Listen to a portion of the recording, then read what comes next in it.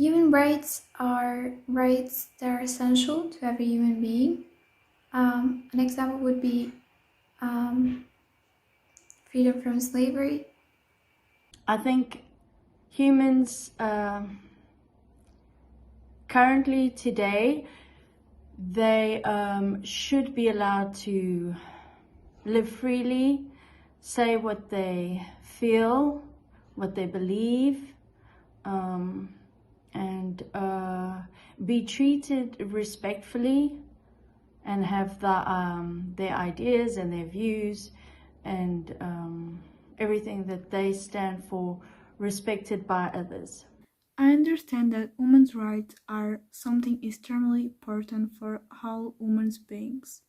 It is nothing more than the basics for every human being to validate life, his life in security and equality, not being afraid of himself.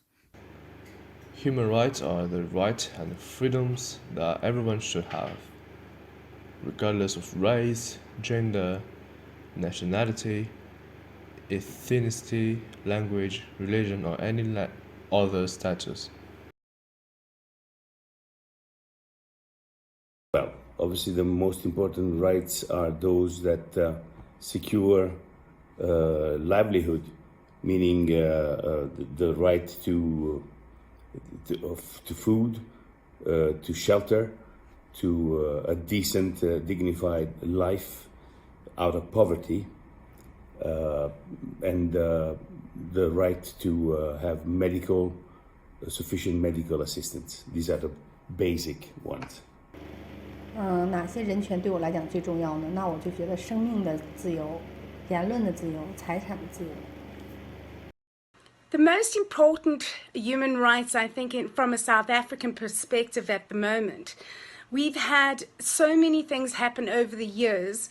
We've had constitutions drawn up in order for the Employment Act to be more fair. So we have something called Black Empowerment that has been given to the less fortunate people. And over the last couple of years, they have grown businesses into great success. We also have, on an educational level, the Skills Development Act, which is great. So I think South Africa is doing quite well in terms of, making everybody have the freedom to be equal.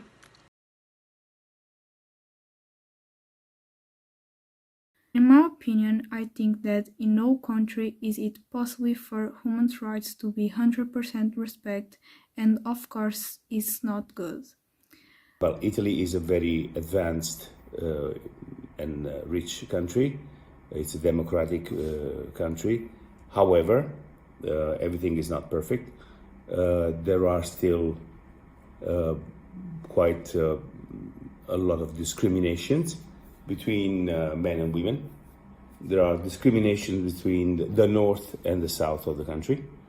There is some form of racism of the northerners, which are rich, against the southerners, which are poorer, for historical reasons that would be too long to explain here. And also there are quite a lot of discrimination regarding the illegal immigrant community that are very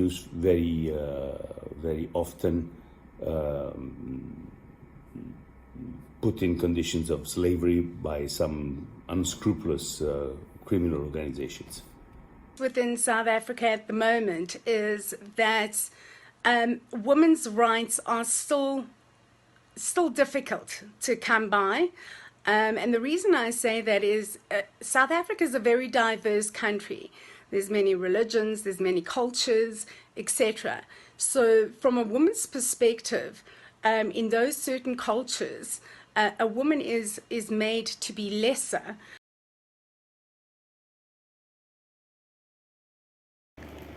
我认为我们中国无法获得的主要权利呢，就是言论的不完全自由和同性恋的权利，我们国家现在是没有的。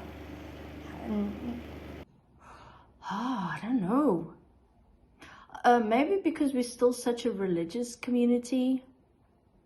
Maybe Catholicism is still restricting some like marriage rights within homosexual relationships. I know the church will never allow for homosexual relationships. But in terms of the government and the laws, I'm not sure. If I were gay, if I were homosexual, if I were queer, I would know. I think the freedom of speech and homosexuality will be less in China, but people know you are gay. They won't say anything, but they will feel different about that.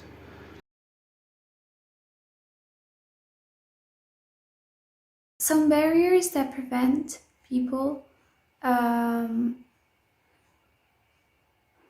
to benefit from their human rights in our country are politicians, I would say, because there's some racist politicians who will make it harder for, let's say, immigrants to enter the country and to be welcomed.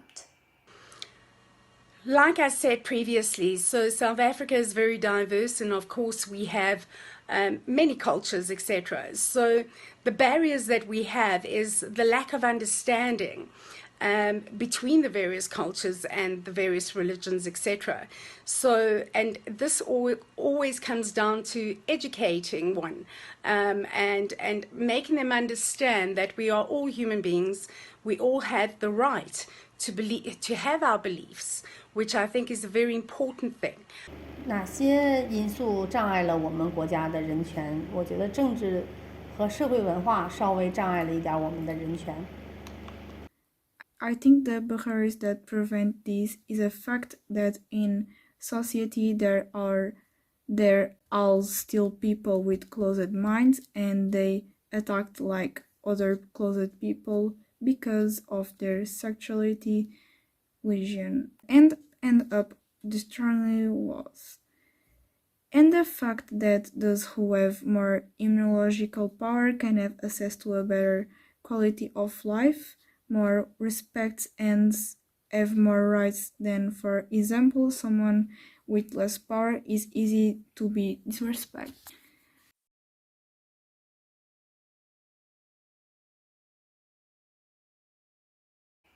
I would call out the politicians so that they don't think that this is appropriate behavior.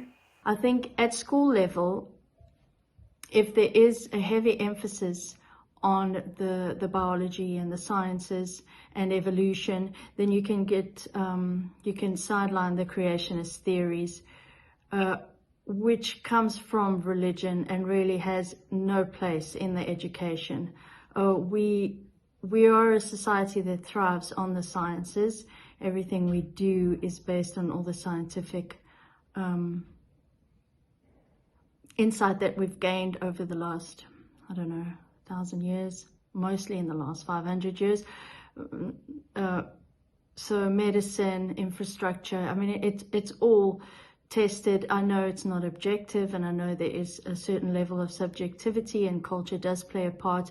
And because culture does play a part, and because Portuguese is such still a Catholic culture, that then influences how people will view certain laws, or whether those laws get approved or not when they're proposed at the assemblies. Legislation, certainly, the tending to improve the situation and punish any abuse against minorities. And then there is no silver bullet. I think that the improvement, the acceptance and the moralization of society can only be done effectively through education. So you have to start forcing all the taboos and all the credence from the past at an early stage from childhood, and within 1 or 2 generations, if this is really done properly, we will be able to delete forever these discriminations.